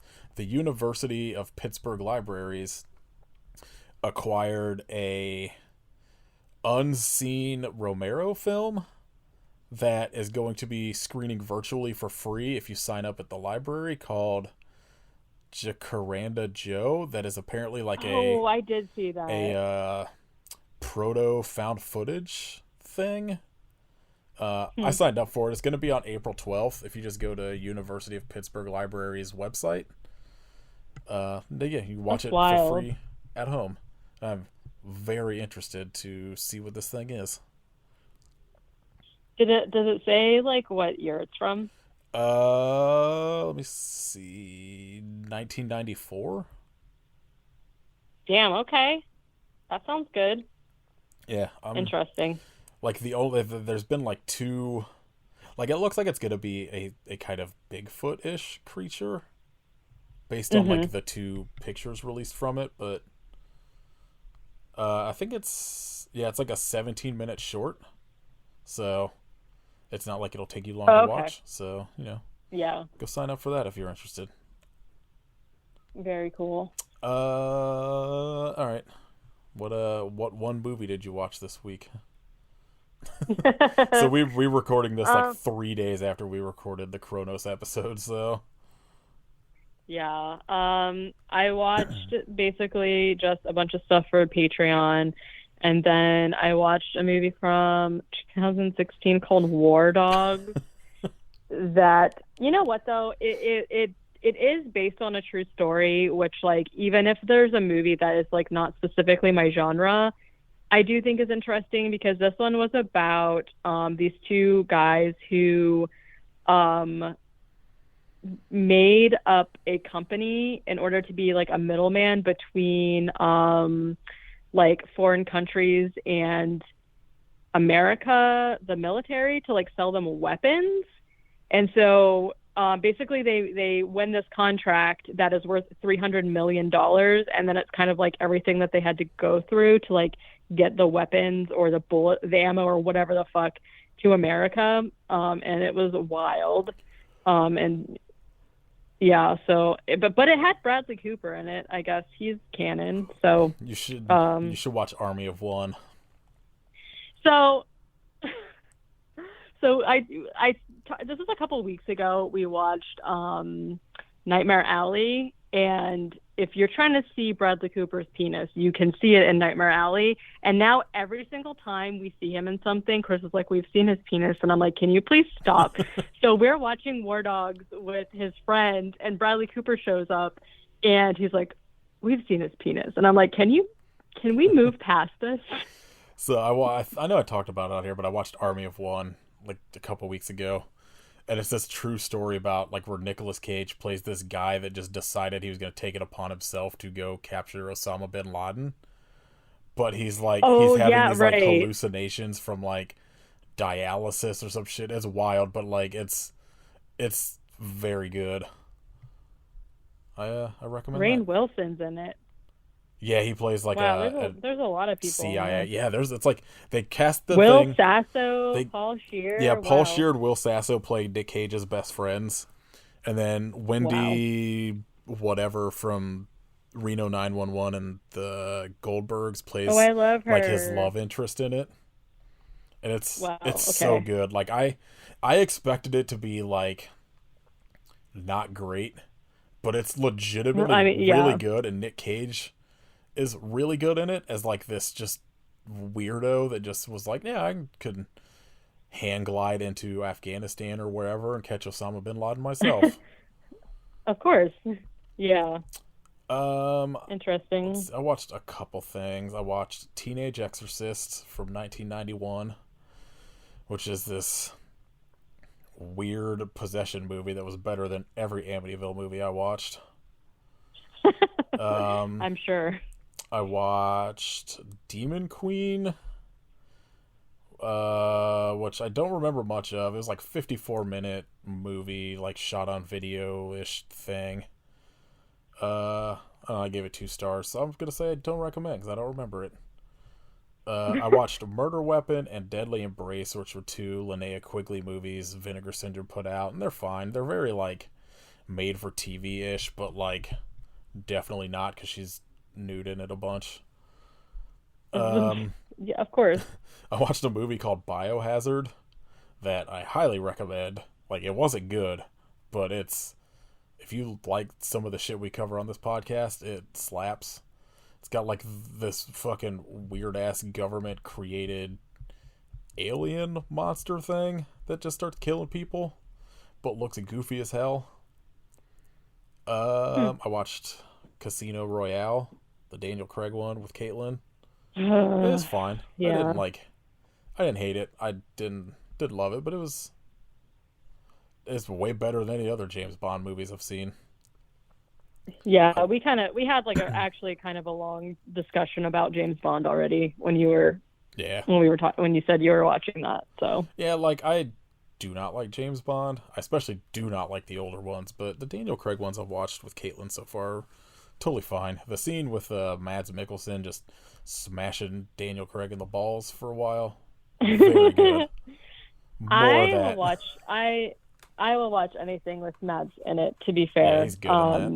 But yeah, like I had said, they at least have like actual fighting and action in it, whereas like a lot of the older ones are just like really bad Yeah, choreography, like someone getting punched, mostly just punching. Um, so they're visually a lot more interesting, also most for the most part. yeah. I So mean, like I think the thing I was talking to Caitlin about, I was like, after we watched that Mission Impossible movie, I was like, a lot of this doesn't hold up as well because I was like, I watched Tom Cruise jump from fucking space 200 times for literally, fucking and shit yeah, like that, and like, Yeah, yeah. hey, exactly. fucking Henry Woo! Cavill cocking his arms. Welcome back. Gets resurrected for Tom. We're Oh talking about God. Tom Cruise Yeah, again. apparently all you gotta do is just Oh hell mention yeah. Mission Impossible Fallout. Kid's like, oh, I'm here. I'm in. Uh, My summoning circle. All Mission Impossible movies. and the last thing I watched was Avengers: Infinity War with Caitlin, and the movie's You're good. getting so close. Yeah. Yeah. Kid, what Hey. what do you think about It Pennywise prequel series? Why? Exactly. I am. That was my whole thing when I read that earlier. I was just like, why? Like I don't. I don't know. Maybe it'll be decent. Maybe it'll be garbage. I don't know. My theory is I don't have a whole Yeah. lot of Who thoughts knows? on my it. theory is they're never gonna get Bill Skarsgård for it. So like, I can't imagine it'll be worth watching. There's like 80 other Skarsgårds. They'll be I was fine. gonna say, yeah. Just pick another one. Here's my pitch. Yeah. Well, shit, what's his name? Who's the guy that plays the Hulk? Mark Ruffalo. Mark Stellan. Ruffalo? Stellan Mark Skarsgård. Ruffalo. Yeah, Stellar Skarsgård. Get him. Yeah. Somehow Pennywise is Come older on, Stellan. when he first starts. I mean, you know. The fear reverse ages him. That's right. Kit, what's some shit you watched this week? Like nothing. Yeah, same. I watched Jackass again. Hell yeah. Jackass rules. I realized that all of them are on that Paramount was it. Plus, so I'm going to, whenever we can figure out something, I will sign up and we'll watch all 4 of them and do an episode. Hell yeah. Oh yeah, I watched the Halo TV show too. There's a Halo TV show. That's it. That's the whole reason I got Paramount Plus, and then I was surprised that great. Jackass was on it. All right, shout outs. Katie. Oh, I've been thinking all day for one, and I just can't think of one. All right, Kit. Super Brawl 2000 that I've had on in the background while recording this because it has UFC fighter Tank Abbott versus someone named Big Al in one of the worst matches you'll ever see, a leather jacket on a pole match, where at the very end, Tank Abbott almost kills the man by dumping him on his head off of the top turnbuckle to the outside of the ring. Yeah, checks And out. then he pulls a knife out of the leather jacket and holds it up to his neck and tells him, "I'll fucking kill you." Oh, I remember that. I remember that now. Tony Schiavone's like, he's telling him he's going to trim his beard. And the man is clean shaven. It's like, Wonderful. Shout out slapping comedians. No, I'm not talking about that. I'm very over it. It went silent again, and I was like, oh, fuck. For a moment, I was like, am I the one that got... Who's next? We're in constant fear now.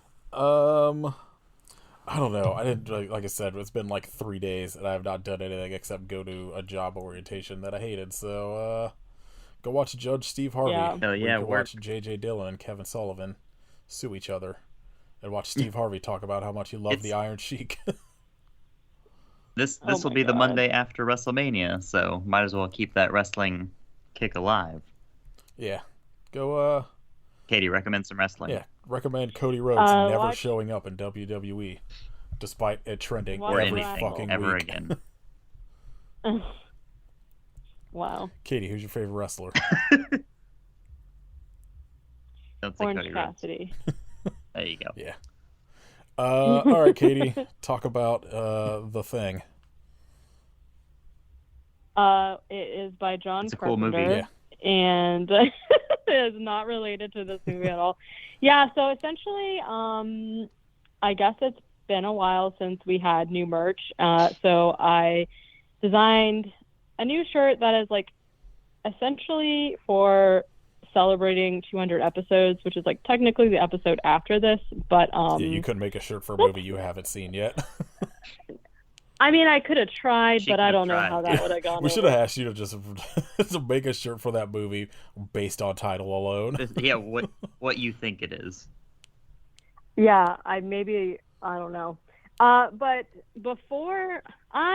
when we first started picking movies that we liked, I kind of just like assumed that Nathan was going to pick The Void before he actually picked The Void. And so basically our new shirt is based off of The Void. And so then he kind of had to pick it. So by the time this episode comes out, we'll have posted obviously about it, but the new shirts are essentially just occultist skateboarding because for some reason that's our thing. So stupid, and I love it. There's Skateboards rock. there's I don't even know, like, We made a joke when we did the first shirt, and that's Sadako versus Kayako or whatever it is. skateboarding. And we were just like talking about Yeah. whichever one is from the ring skateboarding for some reason, and it just stuck. Yeah. I still feel like that was one of my favorite jokes that has ever happened. And so I don't know. From then on, I literally just did not stop doing logos with skateboards. So now we have the cultist skateboarding. There's two different graphics. One is just vibes because they're skateboarding, and it's a tie-dye shirt, which I'm absolutely going to get because I love it. And then the other one is the cultist, like skateboarding still, but there's like some cool tentacle action going on. So there's the tie-dye shirt, and then the other version is a shirt and a tank top, and then I'm sure there'll be stickers and like whatever else. So yeah, I hope you like it. Yeah, go. We should make a knife. That's a good idea. Oh yeah, I'm with holding just a knife the logo. and So like the Yeah. knife with the guy cultist guy skateboarding on the blade.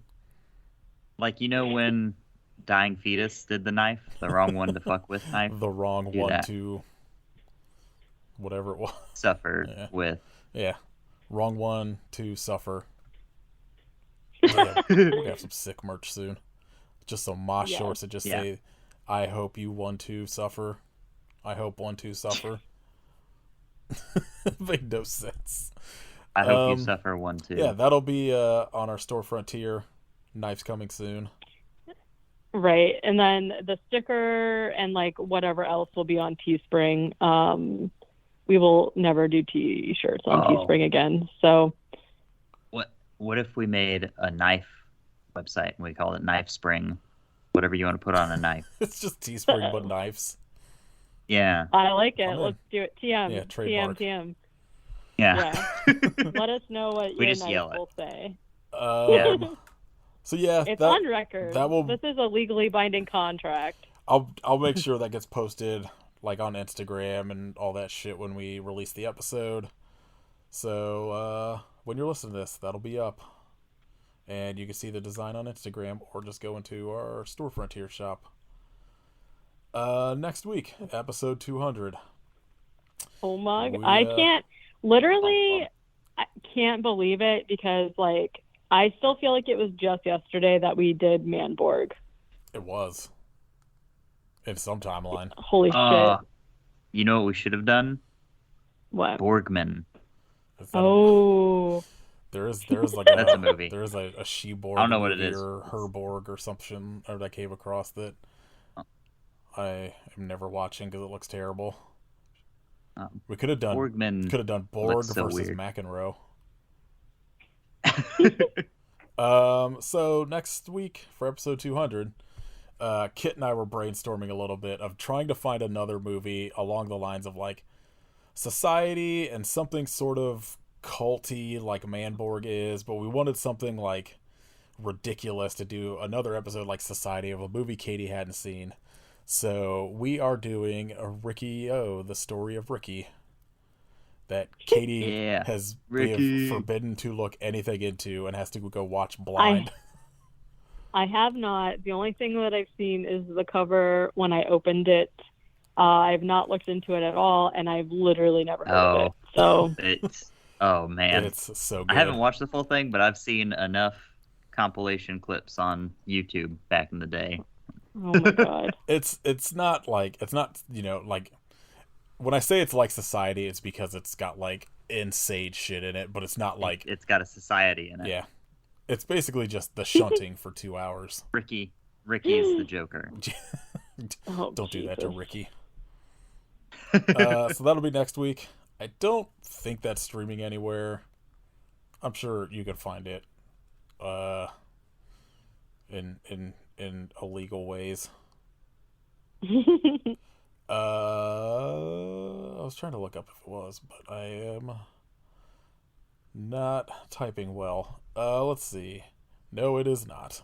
So, good luck. Sorry. Oh, wow, is there a sequel to this? Oh no, this is an anime. Never mind. So that'll be next week. If you want to support us, you can join our Patreon at patreon.com/IHopeYouSufferPodcast. When this is out, there should be an episode about 3 Christopher Lee Peter Cushing movies. We'll see how that goes. And then sometime a little bit after this is out, there'll be another episode in our Katie and mine's Demons watch about the church. Like we said earlier, merch at Store Frontier and Teespring shops. Get that Void shirt. And Knife Spring. Yeah, Knife Spring coming soon. You can leave us a rating on Spotify and a rating and review on iTunes. Tell us what you'd be doing if you were just a Desian of the Hell Basement. You can follow us on Instagram at I Hope You Suffer Podcast. Follow Kit at Hidden Kitstery. Follow Katie at Werewolf Face. You can listen to my other podcast, Nate and Kate Movie Club, where we also did an episode on The Void, where Caitlin watched The Void without knowing what it was. Said it was very goopy. All right. I hope 1, 2, but why?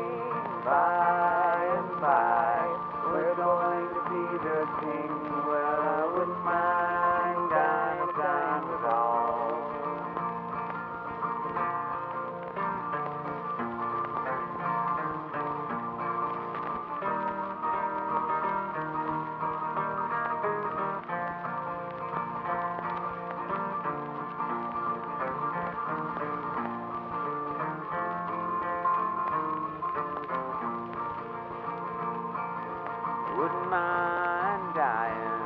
I got to go by myself. Wouldn't mind dying. I got to go by myself. Wouldn't mind.